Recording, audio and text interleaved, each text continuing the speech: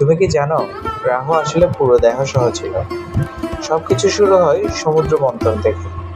দেবতা আর অসুররা একসাথে অমৃত বের করছিল। যখন অমৃত বের হলো, তখন বিষ্ণু মোহিনী রূপ নিয়ে শুধু দেবতাদের অমৃত দিতে শুরু করলেন। কিন্তু এক অসুর, রাহু, চুপি চুপি দেবতাদের মাঝে বসে অমৃত খেয়ে ফেলল। ঠিক তখনই সূর্য আর চন্দ্র তাকে চিনে ফেলে। বিষ্ণুর সাথে সাথে সুদর্শন চক্র ছুড়ে দেয়। এক মুহূর্তে রাহুর মাথা আর শরীর আলাদা হয়ে যায়। কিন্তু ততক্ষণে সে অমৃত খেয়ে ফেলেছিল, তাই তার মাথা হয়ে যায় রাহু আর শরীর হয়ে যায় কেতু।